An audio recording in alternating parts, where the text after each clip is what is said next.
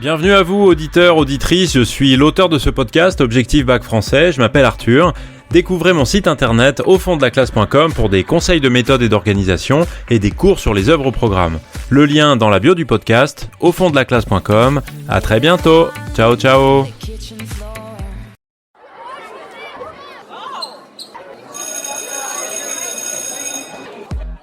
Bonjour à tous, chers élèves et chers amis du site aufonddelaclasse.com. Dans cet épisode, nous allons voir que les lettres d'une péruvienne de Françoise de Graffigny s'apparentent à un roman reportage.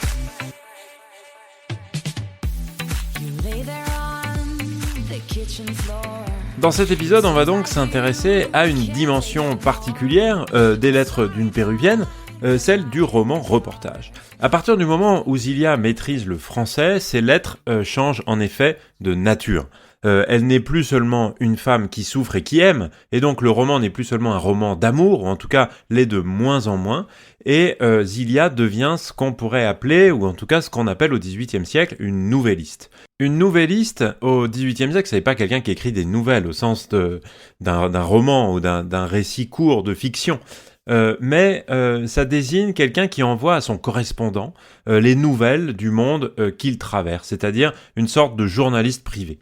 Et c'est exactement ce que devient Zilia à partir du moment où elle est capable d'écrire en français. Et aussi, au fur et à mesure, évidemment, qu'elle apprend le français et qu'elle est capable de le comprendre dans sa vie, dans la vie de la fiction, évidemment, qui nous est rapportée dans les lettres. En tout cas, il est évident qu'elles ne sont que de moins en moins des cris d'amour adressés à Asa dans le vide. Elles deviennent vraiment des comptes rendus. Et Zilia décrit ce qu'elle voit pour Asa, qui n'a jamais vu Paris, qui n'a jamais vu la France et qui n'a bien sûr aucune idée de ce qu'est un théâtre ou un feu d'artifice. Mais pour les lecteurs et les lectrices qui reçoivent ces descriptions, c'est-à-dire pour nous, elles ont une toute autre portée, parce qu'elles leur font voir, elles nous font voir notre propre société, comme si on la découvrait pour la première fois. Et c'est le mécanisme même que les catachrèses qu'on a vu dans l'épisode précédent proposaient. Mais à l'échelle non plus d'un objet, mais d'une scène entière, de l'événement,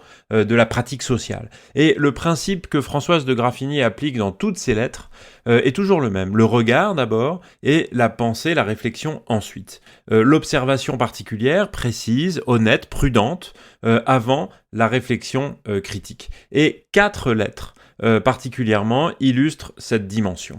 La lettre 14 d'abord. Elle est remarquable parce que Zilia n'est pas encore celle qui regarde. Elle est plutôt celle qu'on regarde. Elle est l'objet du regard. On l'a habillée de ses costumes de Vierge du Soleil et elle est exposée dans un salon parisien, un peu comme elle pourrait l'être dans un zoo si elle était un animal. Et une grande dame la remarque, éclate de rire, se lève, vient à elle et la tourne et retourne autant de fois que sa vivacité le lui suggéra, dit la lettre de Zilia. Elle palpe son habit, je cite toujours le texte, avec une attention scrupuleuse. Et puis, elle appelle un jeune homme pour recommencer l'examen. Zilia, qui prend la dame pour une pallas, comme elle l'appelle, et le jeune homme pour un anki, c'est-à-dire des personnages de haut rang pour elle, des personnages nobles auxquels le respect est dû dans la culture inca, Zilia donc n'ose pas résister. Et elle subit l'action, mais quand le jeune homme va trop loin, va plus loin dans sa familiarité, elle le repousse. Avec une indignation qui, elle le dit comme ça dans sa lettre, lui fit connaître qu'elle était mieux instruite que lui des lois de l'honnêteté.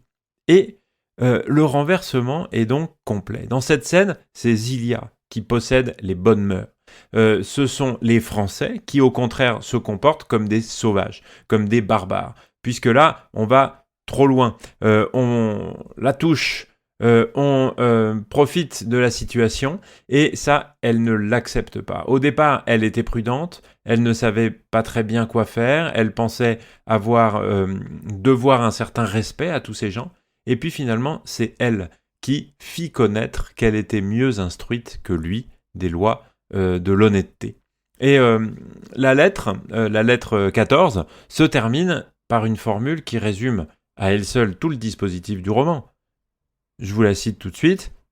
Dans les différentes contrées que j'ai parcourues, je n'ai point vu des sauvages si orgueilleusement familiers que ceux-ci.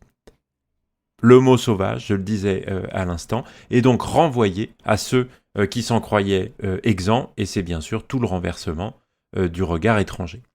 Les deux lettres suivantes forment une paire, c'est la lettre 16 et la lettre 17. On emmène d'abord Zilia au théâtre et puis le lendemain à l'opéra. Et le contraste entre les deux est au cœur de la réflexion.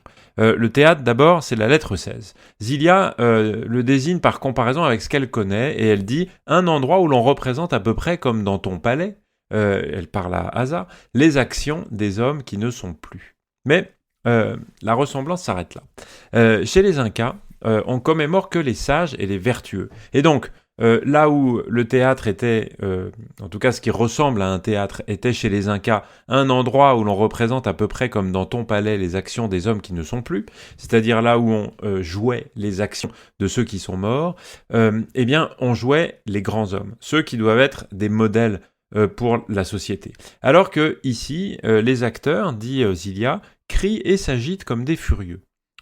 Une femme pleure sans cesse, un homme va jusqu'à se tuer lui-même sur scène.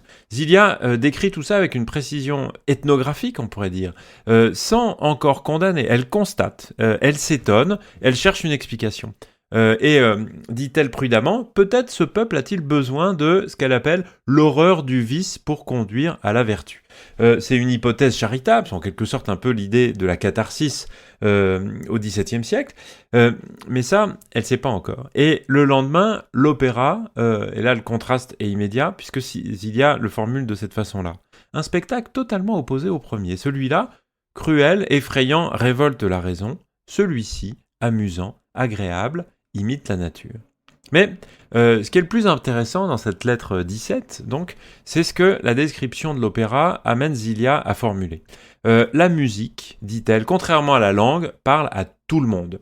Peu importe la langue qu'on connaît et la langue qu'on ne connaît pas, la musique, on la comprend. Les sons aigus expriment la peur. Les gémissements touchent au cœur.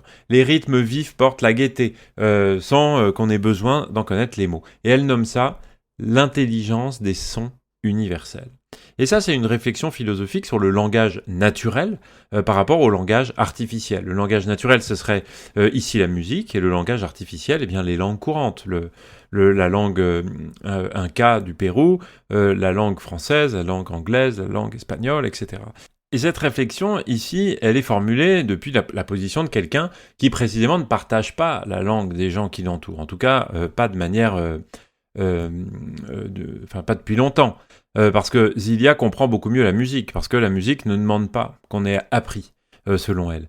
Et la lettre reportage ici touche ici à quelque chose de plus profond donc que la simple description du spectacle. La dernière lettre de cette série, c'est la lettre 28. C'est une longue description des fêtes du mariage de Céline à la campagne. Elle est importante pour une raison qu'on ne souligne pas souvent, c'est que c'est un moment d'admiration très franche de Zilia pour les Français. Les jardins, d'abord. Zilia décrit la terre étonnée. Elle emploie cet adjectif étonné, qui nourrit des plantes qui sont venues de tous les climats, les fontaines aussi, dont les eaux sont forcées à s'élancer rapidement dans les airs, sans guide, sans soutien, par sa propre force, nous dit Zilia. C'est ce qui l'impressionne dans les fontaines. Et puis il y a le feu d'artifice, qui donne lieu à une des descriptions les plus remarquables du roman. Je vous en lis un petit extrait. « Le feu, ce terrible élément, je l'ai vu, renonçant à son pouvoir destructeur, dirigé docilement par une puissance supérieure, prendre toutes les formes qu'on lui prescrit, tantôt dessinant un vaste tableau de lumière sur un ciel obscurci par l'absence de soleil. » Et Zilia conclut avec un enthousiasme qui est parfaitement sincère. « Quel art, mon cher Asa, quels hommes, quel génie! J'oublie tout ce que j'ai vu de leur petitesse. » Alors, ce moment d'admiration franche, il est essentiel pour comprendre ce que Françoise Graffini fait dans ce roman. Le regard de Zilia, il n'est pas hostile par principe. Elle n'est pas arrivée en France avec l'intention de tout critiquer. Et elle voit les Français, au contraire, tels qu'ils sont, avec leur grandeur aussi, et puis évidemment leur travers. Et c'est précisément parce que son admiration est authentique, ici, que sa critique, quand elle vient, est crédible. Et d'ailleurs, Françoise Graffini le sait très bien. La lettre suivante, la lettre 29, retourne complètement cet émerveillement. L'admiration de cette lettre 21 ne dure pas. Et ça, on en parlera dans l'épisode suivant. Voilà, en tout cas, ce que je souhaitais partager avec vous sur Zilia Nouvelliste et sur ce roman reportage. Vous pouvez retrouver un grand nombre de choses sur le site internet aufonddelaclasse.com. Je vous dis merci beaucoup de m'avoir écouté et à très bientôt. Ciao, ciao.